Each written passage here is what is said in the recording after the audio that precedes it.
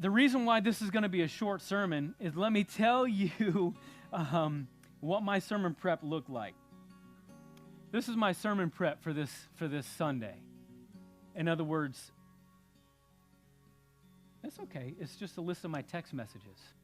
In other words, I had to get right with a lot of people before I stepped onto the stage and talked about conflict resolution.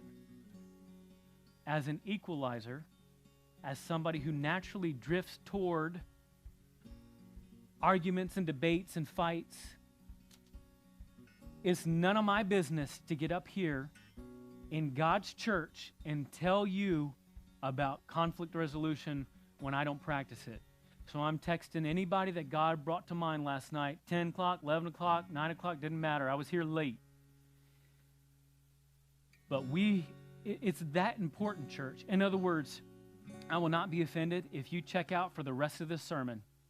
You can check out for the rest of the sermon as long as you're busy on your phone, making right with people that you have offended or making right with people that have offended you. Either way, the responsibility is yours to make peace. Make peace. Keep peace? No, make peace.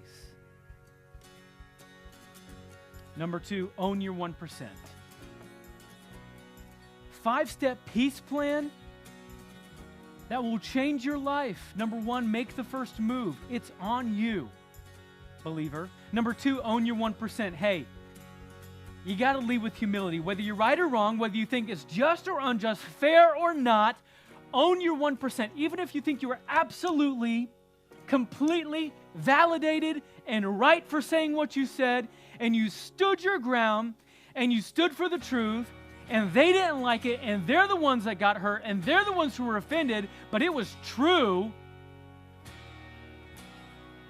Own your 1%. There's always a 1% that you can say, that's on me. This will save you thousands of dollars in counseling money, I'm telling you. Some of y'all looking at your husband and wife like, did you hear that? How about you? How about you own your 1%?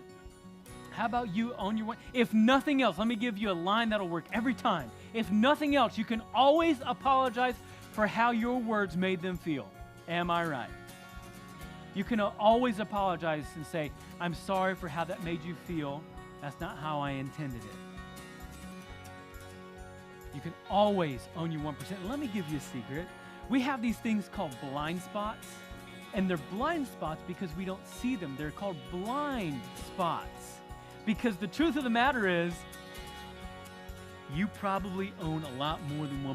It's probably more like 90%. But we can worry about that later. Don't worry about that statistic right now. Just own your 1%. Lead with humility.